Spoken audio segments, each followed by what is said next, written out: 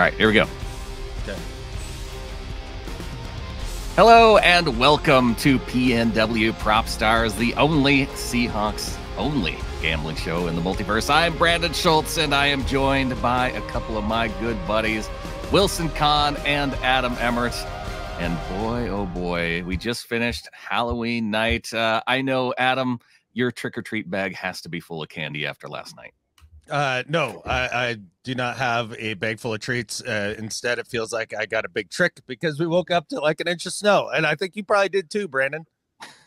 I did. Well, we got snow all day yesterday, and I'm not ready for it. Wilson, how is it where you are? Snowy? Not snowy? We need a weather report.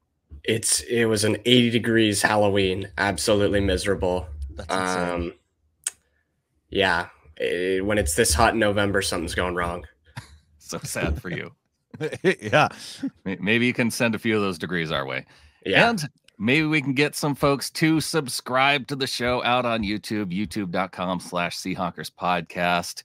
Hit the like button, hit the subscribe. We're going to get into our bets here in a second.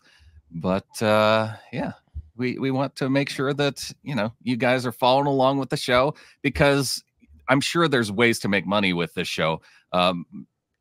Adam, do you have any opinions on how someone might make money watching this show? Well, I have some opinions on how you wouldn't. And one of those ways would be not to follow our bets in any way. And you're probably going to make money because it's been tough this year. But yeah, like, subscribe, do all that stuff. That'd be cool. And I guess if we were to make money with this show, we would just need one of these larger betting sites to start giving us ridiculous amounts of cash for like no reason. That would be the way to go.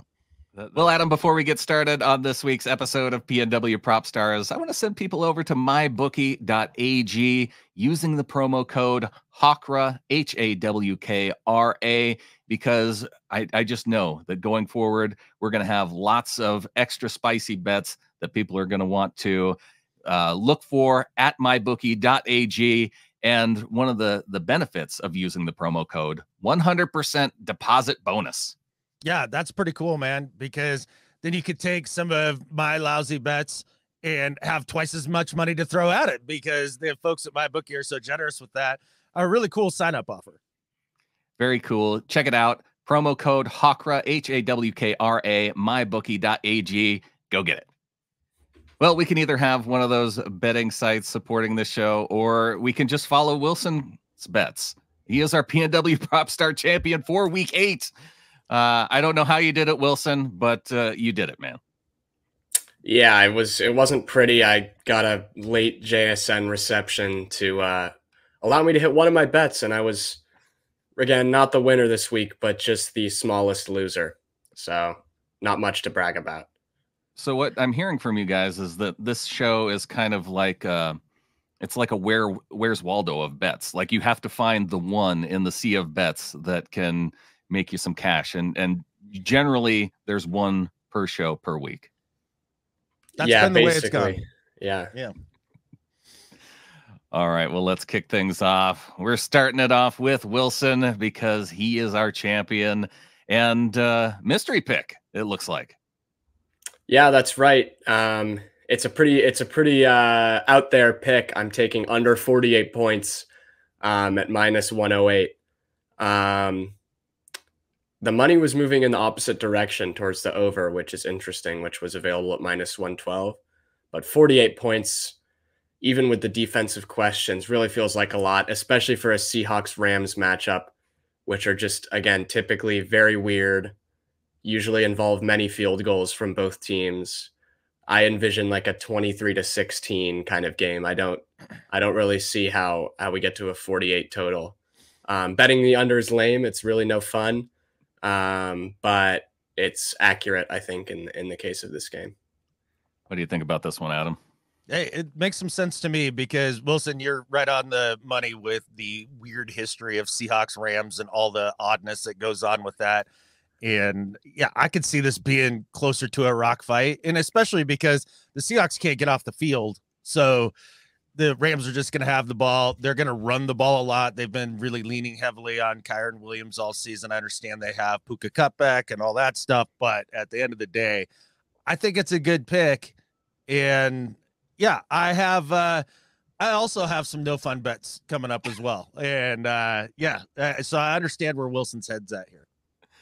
I can understand it. I think that it's tough because I could see this being a high scoring game with the way that the Rams have played defense through most of the season, with the way the Seahawks have played defense through the season. So that could explain why people are hitting the over on this one.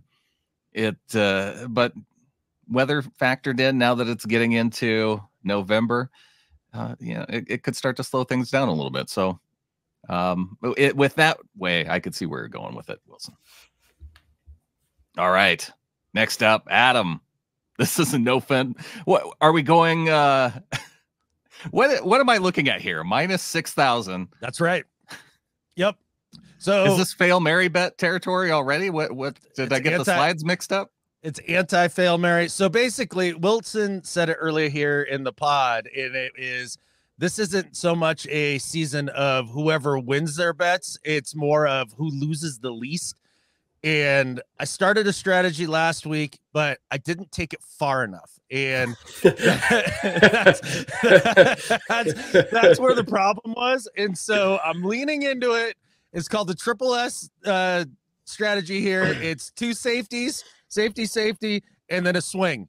And so this is my first safety by saying that Seahawks are going to score a safety, which they're not going to. No, this isn't the right slide. Clinton typed this in wrong. Seahawks to not have a safety. Oh, okay. Well, that makes way more sense because that would be because scoring by safety would generally a plus territory. Yeah. And this is a minus bet. So this means the Seahawks don't concede a safety or they don't score one on defense. They do not score one on defense. And so basically it's just one of these bets where you're like, the odds of the Seahawks scoring a safety are incredibly low. I don't think we've seen one all season. And so this just takes the $10 that I'm required to put into the pot on one of my first bets and then gives it right back to me. So that's the whole strategy here. I know Wilson, it's gross. Yeah. Is this how you guys play this game now? Hey, we got to start somewhere. It's been a very rough year so far. Just to give an update, this feels like a proper interlude. Yes. On the year-to-date totals. I am ahead right now, having only lost $76, whereas Adam and Clinton have both each lost over 100. So, yep. You know what? At this point, it's just about not losing money. And I don't hate where Adam's gone with this. Minus 6,000 though. I think that is a new PNW Prop Stars record. It's a new low for the shortest odds. Let me just to understand this correctly. Yeah, this is a bet of $10 to win 6 cents. I think that's right. I don't know. I didn't care. It's just a bet that I won't lose. Like that was the whole point. He would win. 17 cents from this. Yeah. Okay. Yeah. Making it rain. All right. Well, that's exciting. I told you they were no fun. Well, luckily, Clinton has maybe a more traditional bet that I will propose for him. And this is also gross because it is Kyren Williams, 90+ yards rushing. And he's not here to defend himself. So don't throw any stones at me, but I can understand where he's going with this because even the Ravens gave up 100+ yards to Williams when they played last year when Mike McDonald was coaching that Ravens defense. We have not seen improvement from our Seahawks rushing defense. So a minus 120 for Kyren Williams to hit 90+. It seems a little long, but it also seems accurate. It is likely to happen, no doubt about it. And I understand where Clinton's head's at in terms of we can't seem to bet on our team this season because of the high volatility. And so I can understand why you'd switch over to betting for the other team. You might as well find bets against the other team. This is so ugly and gross for his Hakra. I don't know how he sleeps at night. Like this would really bother me on the inside, and I couldn't debase myself in this way. That's why I went with the strategy that I did, where I'm not necessarily betting against my team like Clinton is here. Wilson, I know you've taken this strategy a couple times throughout the season, and I guess you've lost the least amount of money doing it. But I mean, at the end of the day, a Rams success bet, come on. Yeah, it's gross. And I actually don't like the odds on this bet.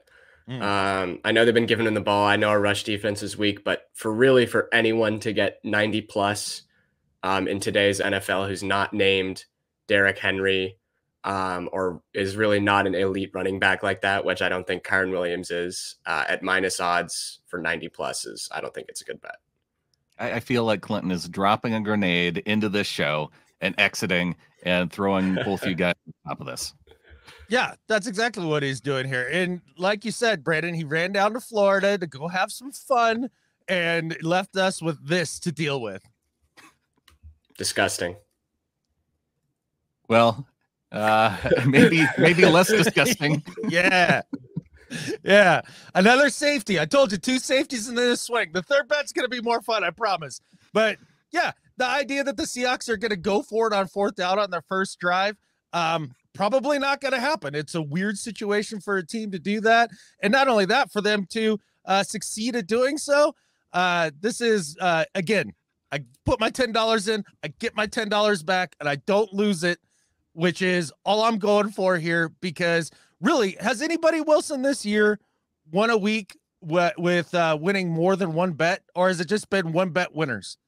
Let's go back to the sheet here. I won week 2. This was by far our best week this year. I went 3 for 3 and won $32. That's right.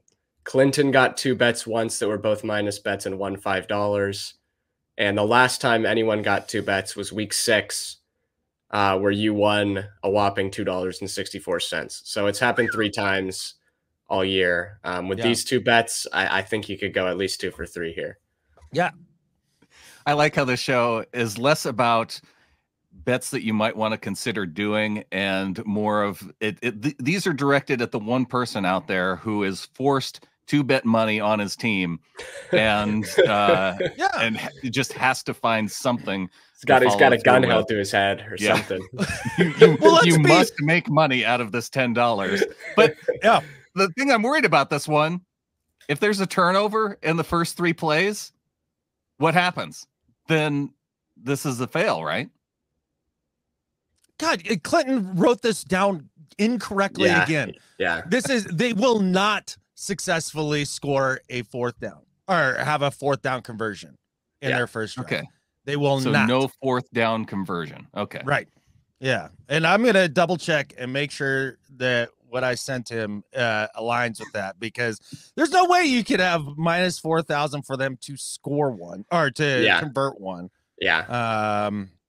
What a disastrous week. We don't get picks in from Wilson. Yeah. We get Rams bets from Clinton, and we get these minus 4,000 bets that aren't even in here. Right? Yeah. The bet was, just to clarify, first Seahawks drive, successful 4th down conversion. No, that's the bet. So that is okay. That makes a lot of sense. Yeah. So even if there's a turnover, that doesn't come into play. Nope. They just got to not convert a 4th down on their first drive. Oh boy. All right.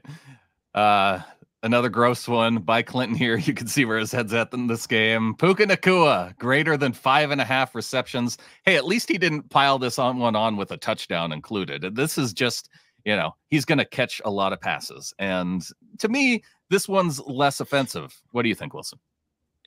Yeah, I'll actually be going in a direction of the Rams receivers on 3rd down. So I see this happening. The way that we've been conceding, especially to slot receivers, intermediate passing game this season. Khalil Shakir only had a career high in receptions last week. And I think Nakua is a little bit better of a receiver than he is. So 5.5 feels like a pretty reasonable number for me, even if he's sharing a bit with Cupp.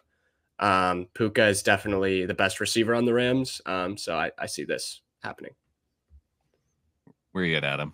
The only thing that I wonder about this is just that the Rams will be able to run the ball and with impunity. Yeah. And so at that point, how many balls are there to go around to Cupp and Puka? But I mean, in terms of, do I think it's going to happen? Yeah, most likely. Honestly, I think minus 110 is interesting odds for it. I mean, that's basically even odds. I think at the end of the day, this is highly likely. It's also highly likely that Clinton has stopped being a Seahawks fan. Look, I understand that.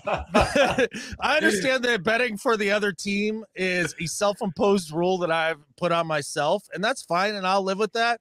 But again, at least I can sleep at night. These are terrible. Like, his Hawker is so dirty at this point for going this direction with 2 Rams success bets that he does not deserve to win this week in any way, shape, or form. Gross, gross, gross.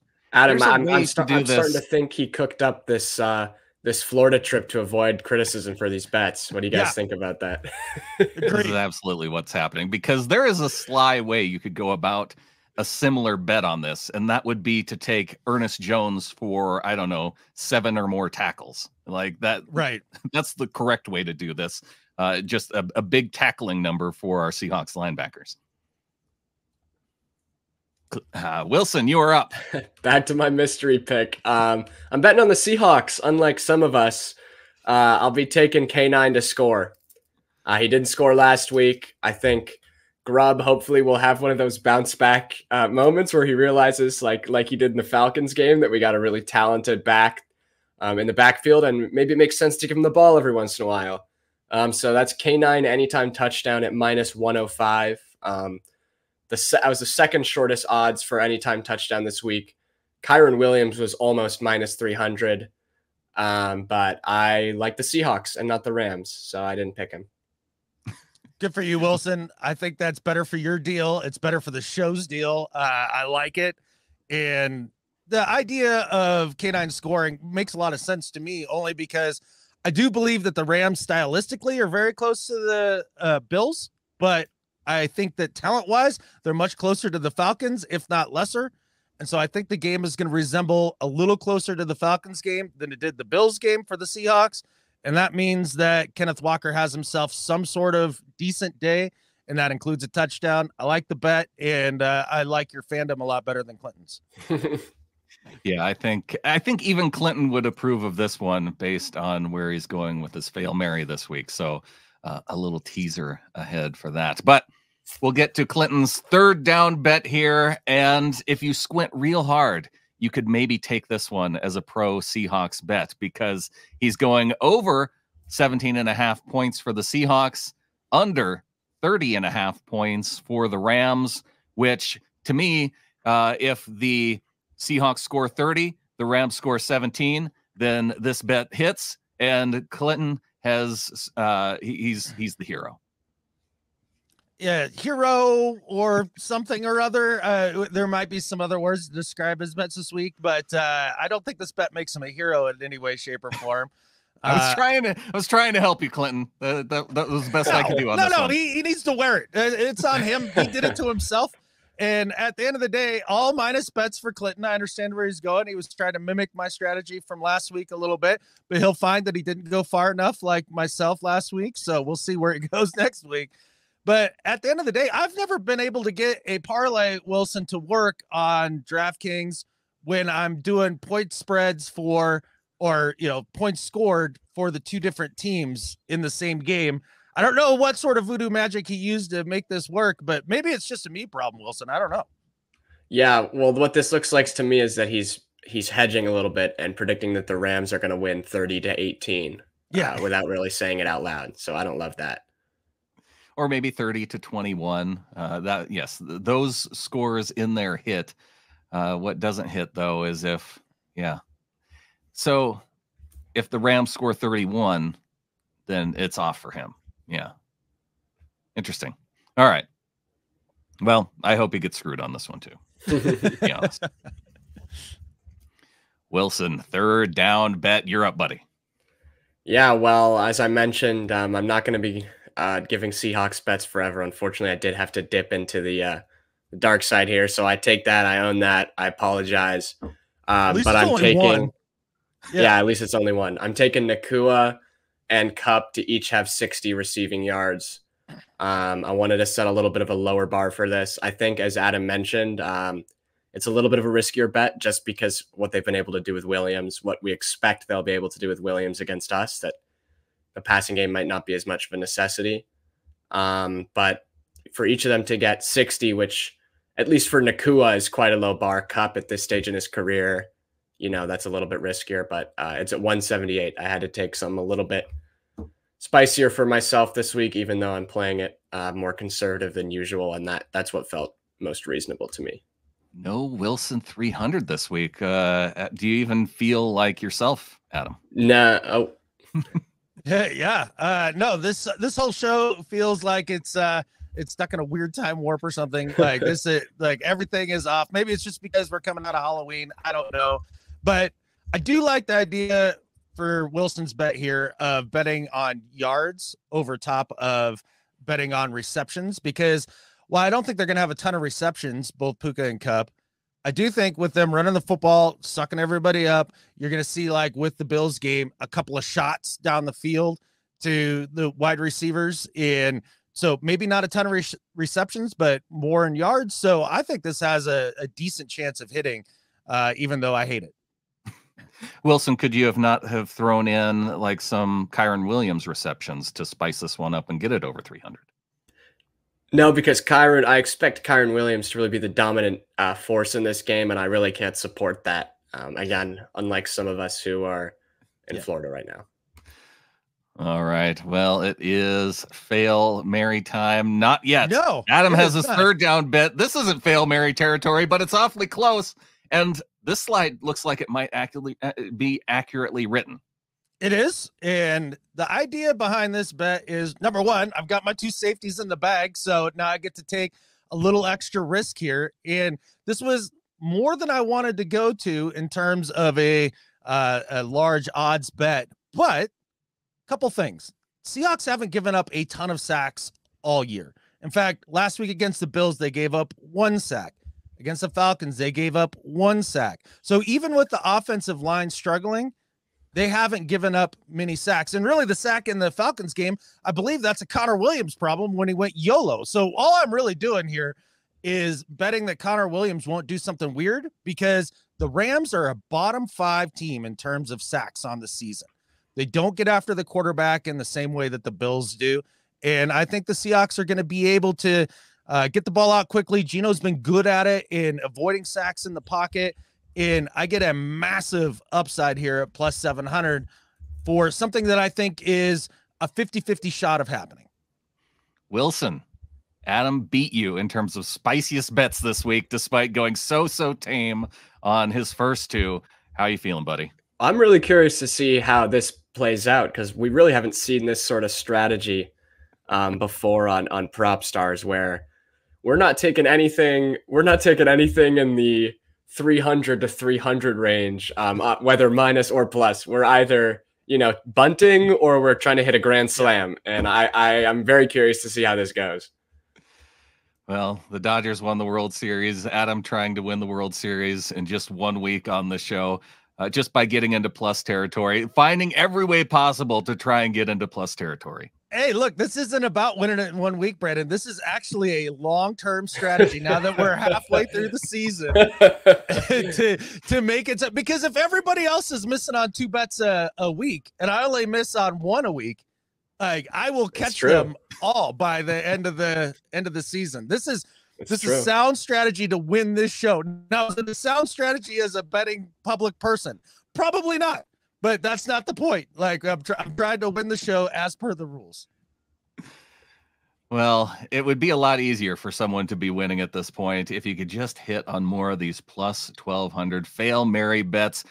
The previous bets are all with the idea of betting $10 and in hopes of winning more than 10.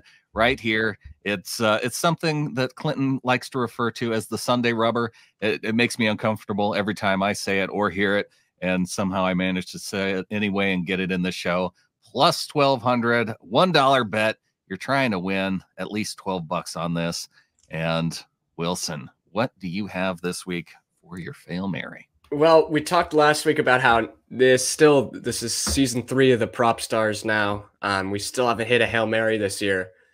Interestingly, our first year was our best year for Fail Marys, excuse me, not Hail Marys. You might remember, if you're a longtime fan, that our very first ever episode of PNW Prop Stars, Seahawks versus Broncos, week 1, I took Colby Parkinson anytime touchdown at plus 1,600, and he scored. Colby Parkinson will be playing in this game, not for the right team, but I'm deciding to go for a little bit of that Colby mojo here and take Parkinson anytime TD at plus 1,900, just to try and get off the ground floor as far as Fail Marys go. And I think this might work out for me. Colby Parkinson revenge game. You could have gone with an Ernest Jones anytime touchdown and taken the revenge game in the other direction and probably still been in Fail Mary territory. But Adam, instead, he goes with another Rams bet. Look, I do get it. The problem is that Colby Parkinson appears to have cut his hair this season, and so therefore he can't be good anymore. Oh, so, wow. I short can't hair imagine. Tight end. That's right. No, you need the flowing locks. I don't know what's happened to Colby. Actually, he's looked pretty good with the Rams, and another player that I miss having on the roster. So at least it's a former Seahawk, right, Brandon? Like, that he's been on? There's something to that. Yeah. I know what you mean too about missing him. I feel like had we kept Parkinson instead of Fant, like would it have really made that much difference apart from the salary cap numbers? I don't think so. Yeah, and then maybe you could have spent money, I don't know, like at guard or something, Brandon or Wilson. I don't know. What do you think? No, that's not allowed. Oh, right. All right. Well, let's go to Fail Mary and Adam. Yeah. Explain yourself. Just searching for something that didn't involve rooting for a Ram. So Seahawks games with the Rams are historically close. At the end of a half, the end of the first half, be tied. And at the end of the game, the Seahawks actually winning, because I bet on my team to have success and to win. That's what I do. And if we're doing the quote unquote Sunday rubber, which Brandon, I'm with you. I think Clinton's the only one that likes to say that. This is what I was going with here. And I'm just had to stay away from individual bets because of the volatility of the team and just try to go with bigger picture bets. Well, if you head on over to mybookie.ag, I know they have it at plus 1,650. You found plus 1,700. And I tend to like these two because, this is a long shot, but you're looking at a victory at the end when this hits. And I think it's the tie that really pluses up a lot of these types of bets with the score. And, it's a lot easier to go with the halftime tie, Wilson, than to go with the end of game tie. Yes. Although I would not be shocked if this game ended in a tie, because that's just how it goes sometimes in these divisional games. Ooh, that would be gross, though. You don't want to root for that. But we do want to root for K9 and a 3-touchdown game. Clinton is closing it strong with a plus 3,000 bet. K9 going off and having a 3-touchdown day. Wilson, I believe you had a K9 bet in there. It wasn't this strong, but this maybe is the plus 3,000 speaks to how unlikely it may be, but it would be so fun to watch. I'm not liking this desperate move by Clinton here to heal his Hawkra. This reeks. This is not a genuine bet being made.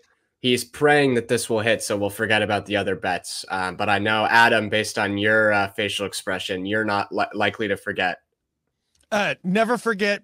Never forget. Like, this is just as you put it, Wilson, like that popped up on screen, and I started just thinking to myself and started sniffing because this smells like desperation. This is gross. This is a total like, hey, man, I actually am betting on big success for the Seahawks. No, you're not. Plus 3,000 after doing your team dirty with your first 3 bets. I don't know, Clinton. This is the most I'm not mad, but I am a little disappointed in Clinton this week, and probably the most I've bet in the history of the show. I can't wait for Clinton to watch this show back and find out that this may have just been his last show on PNW Prop Stars. He's trying to write himself off the show. And if you agree, go ahead and go out and hit the subscribe button, hit the like button, youtube.com/Seahawkers podcast. Gentlemen, it's been a fun show. in some ways, and a big part of it, I think it's maybe more fun that Clinton wasn't here, because then we could make fun of him a little bit, and because he deserves it. Absolutely. I enjoyed that. Wilson, thank you for ganging up on Clinton with me. I enjoyed that very much. And man, let's hope the Seahawks start to turn it around this week, boys. Like, it's been a rough go so far this year. Can they do it, Wilson? I know based on your bets, you're not optimistic about it, but do you see a path to victory? I do, and I think this is such an important game, not just because the Seahawks are 4-4 and the Rams are 3-4, but recently the Seahawks have actually been quite poor in the division. Part of that has to do with obviously the fact that we've been getting slapped around by the Niners, but to fall to 0-2 in the division with an Arizona team that has looked challenging to play at times this year, and with such a close division, these are really the kind of tiebreakers that you just have to have. So beyond just the record, I think not falling to 0-2 in the division is so crucial. And I think there's a path there. I think the players will have that in mind. Obviously, it is a rivalry game, unlike playing against the Cardinals, who I don't think really have any fans. This will be a spicy one for the Seahawks, and I hope they get it done. Yeah, I hope they get it done too. Because, like you said, Wilson, it's kind of what is there on the horizon. There's a bye week on the horizon, then you come back and it's Niners, Cardinals, and if you're already down 0-2 going into 2 more divisional games against teams that have looked pretty good, yeah, you've got to find a way to get this done. Get the win against the Rams. Absolutely, and let's hope it happens. I think that it would be great if it did. And although I think we all agree we're not super confident, but even with a little bit of Debbie Downer at the end, I think with that, there's only one thing left to say. Go Hawks. Go Hawks. Go Hawks.